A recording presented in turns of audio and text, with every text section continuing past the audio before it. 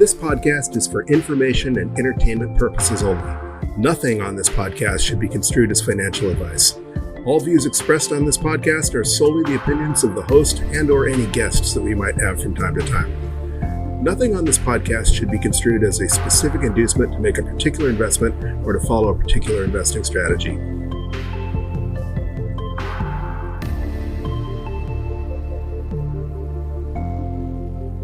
Hello, you sexy sat stackers. Welcome to the Bitcoin Bulletin Podcast DCA Wednesday edition.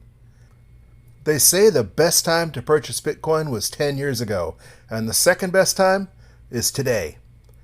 With that in mind, if you've spent any time lurking on the Bitcoin subreddit or Bitcoin Twitter, you've heard two phrases over and over again: BTFD and DCA. Well, BTFD is self-explanatory, but DCA often stands for dollar cost averaging. Dollar cost averaging is an investment strategy that aims to reduce the impact of volatility on large purchases by splitting up your money in equal portions and investing at regular intervals regardless of what the price is doing. As they also say, time in the markets always beats trying to time the markets. Today we introduce a new segment, DCA Wednesday. While dollar cost averaging is a long-term strategy, we're going to begin this experiment by investing $20 today and $20 every Wednesday for as long as you're willing to keep listening. For this experiment, we're going to utilize Square's Cash App because it's easy to use and it's relatively inexpensive for such small purchases. You can use whatever platform you choose, obviously, but if you don't have Cash App and would like to give it a try, you can use the referral code PZBNXLF, like Papa Zulu Bravo November X-Ray Lima Foxtrot. And Cash App will give you $5 just for trying them out, naturally subject to their terms and conditions, which may be different by the time you listen to this podcast. And don't worry, I will add the link to the referral code in the show notes so you don't have to write down what I just said. I am obviously not important enough to have my own custom referral code at this point. Nonetheless, we're going to start by adding $20 to our Cash App because I don't have any money in the Cash App at this particular time. So I click the Add Cash button, enter $20. Of course, I've already got a payment method set up. And now there's $20 in my account. And that is one of the other reasons I like Cash App so much. I have a debit card linked to my account, and they make that money available for you to purchase instantly, as opposed to my Coinbase Pro account, where sometimes it takes a week before they'll let you use your funds. So I'm scrolling over to the Bitcoin tab, clicking Buy Bitcoin, and entering $20. And it says confirm your purchase.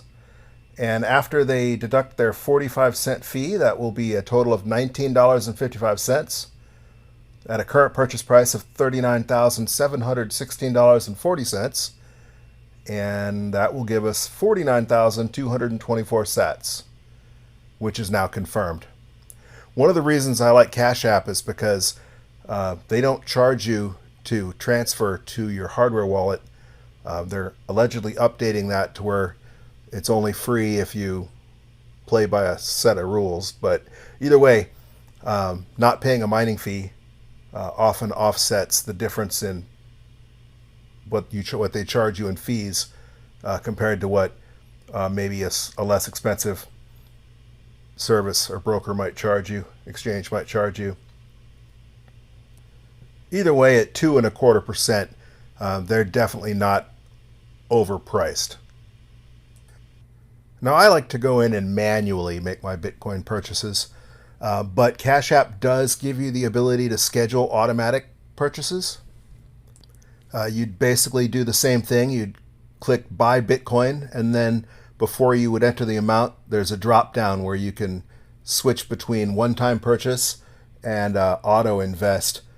And the auto invest gives you the options of one-time purchase, a daily purchase, a weekly purchase, or once every 2 weeks. So I could have just set it to buy every Wednesday.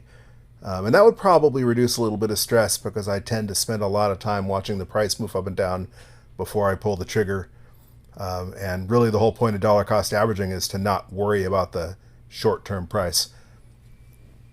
And again, disclaimer, this is an experiment. I'm playing with the dollar cost average feature and letting you know what my experience is. Again, this is not financial advice. I'm not recommending that you try any specific strategy, but if you're interested in hearing my experiences, we're going to do this every Wednesday. So now we have 49,224 sats in our DCA stack, and there isn't a lot to talk about as far as our progress is concerned because we've only made one purchase, and it sometimes doesn't look like it's probably not the best. It probably won't be the prettiest investment portfolio at $20 a week, but that's still about $1,000 a year, and $20 is a pretty small amount for most people. So obviously there's people that invest either larger amounts or dollar cost average every single day, but everybody ought to be able to come up with $20 a week. So I keeping it simple as far as that's concerned. And perhaps more importantly, if you were a no coiner, now you aren't. And so the best time to get in is now, if you're not already in. The biggest news since our Sunday Bitcoin Bulletin weekend update podcast is that Bitcoin's up quite a bit. I believe it was 34,000 on Sunday, and it's currently clocking in at just over 39,000. So what do you think? Is there anything else you'd like for me to test out? Any recommendations? Any comments would be greatly appreciated. As always, you can email me at bitcoinbulletin@protonmail.com. And we're on Twitter at BTC Bulletin Pod. And we're also on YouTube as Bitcoin Bulletin. Thank you for listening, and keep stacking those sats.